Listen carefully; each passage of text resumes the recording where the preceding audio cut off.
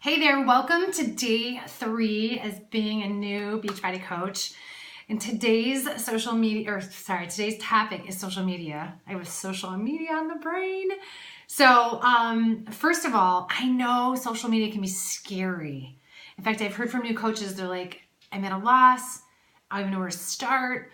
So let me just give you a few tips here and then just know that it's just really, really early in the process. And that's why we're very clear that being a Beachbody coach isn't a get-rich-quick scheme. It's not at all. It's about building trust, inviting people into your circle, and we do that through social media. It's a huge part of this business.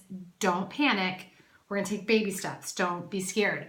Let me just tell you, when I started this, I was friends with Jen, and I was just in excess friends with her, right? Jen Delvaux, if you know her, she's part of our Team Fitness Junkies, and she's like, you got to post on Facebook, and I'm like, never posted on Facebook in my whole life other than maybe a couple pictures of Gwen when she was younger. So I had nothing. I didn't even use my maiden name. So I didn't have any friends. Like none of my old high school friends could find me, nothing. So I started from scratch, just like you. Don't even get distracted with a like page yet. We're going to talk about all the different platforms, but just know that social media is a huge way we run our business, okay? So again, platforms, there's a bajillion. Facebook, Instagram, Twitter, Snapchat, storyboards on Instagram, there's blogging, there's vlogging, there's stuff you can do on your website. Okay, there's all sorts of crazy stuff you can do to reach people. My advice, my suggestion is pick one and go deep. In fact, anything that I've ever done in terms of training with Shalene, she'll tell you to pick one and go deep. So if you're just like, where do I start? I don't even know. And you do have a Facebook profile, start there. Like Facebook's just where it's at for our business, to be very honest. So start there. And let's just say you've got a really rocking Instagram account, but it's rocking because it's been something entirely different. Let's still like maybe think about starting on Facebook. And I'll get into that in a minute. So it's scary, but it is like the way to grow our business. Okay. So posting on Facebook. If you don't normally post on Facebook about health and fitness and inspiration and all this stuff, post one time a day. I'm just going to ask you to post once a day, something positive, something uplifting, something that resonates with you related to health and fitness or, your authentic brand in all of this, right? Not something about Beachbody. No, like shouting from the mountaintops about Shakeology, no posting a selfie with your Shakeology cup. You can certainly post a selfie of you drinking your shake and say something about it's my healthiest meal of the day, but maybe not mention Shakeology, right? So just one time a day, just to start the engines running, okay? Something that you're passionate about, something that you're absolutely passionate about, so where it's coming from you from the heart. Pinterest, okay? So Pinterest is another social media platform. We'll get to that way later in training and as we talk. But Pinterest is a great place for inspiration, you guys. I look up everything on Pinterest. If I need an idea for a challenge group, which we'll get to in tomorrow, I look on Pinterest. If I need like a motivational quote that goes with like a certain picture I have, I look on Pinterest.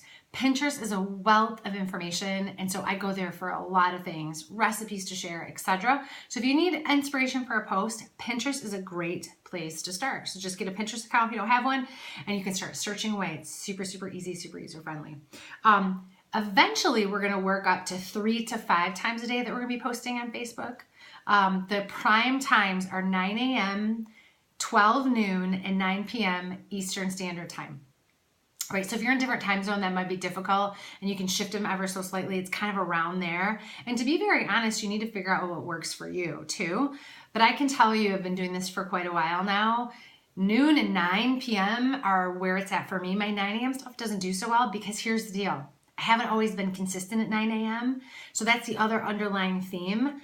Be consistent, right? Consistency is key. So consistently show up every day on Facebook with that first post at that set specific time, and then we'll start adding 3 to 5 more, right? And Facebook's like your reality TV show with a filter. Okay, so let's just be real, with a filter. We want to maintain, a perception of, I want you to be authentic. I want you to definitely share if you're having a bad day, but do it in a way that's like, what can I learn from this versus bashing someone or a process or something that happened at the bank. You know what I'm saying? So it's like your reality TV show. You'll find that I sprinkle in stuff about my dog, stuff about Gwen, stuff about my husband, all mixed in with health and fitness and yoga. And it's rare you'll ever see me post anything about Beachbody unless it's related to a challenge group or a sneak peek that I'm running. And we'll get to those later, okay?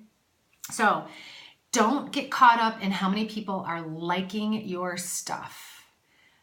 Facebook changes their algorithm. You're probably like, what is an algorithm? I don't even know. It's like a big giant math problem. They change it, so they're always constantly changing the rules, so to speak, on Facebook on who gets to see what.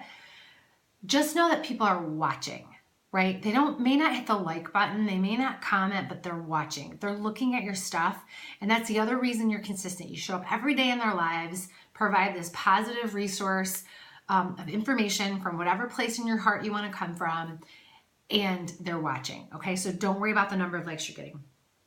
Be consistent. And then when you're ready to go to a second platform, then we can talk about Instagram. Pinterest is another one, Twitter. Some of our coaches have had some great success on Instagram. It's just different. It plays by a different set of rules. So we would need to do a little coaching and mentoring and training on Instagram. By all means, you can Google anything you want. If you're like, I want to go Facebook and Instagram, please do. Just don't get overwhelmed with it. That's the biggest single reason why people quit this amazing business, is because they get overwhelmed. And remember, it's just baby steps. Just baby steps, just little steps. Little bit of steps, one at a time. Don't get overwhelmed. You guys are going to do awesome. You're going to be amazing coaches, okay?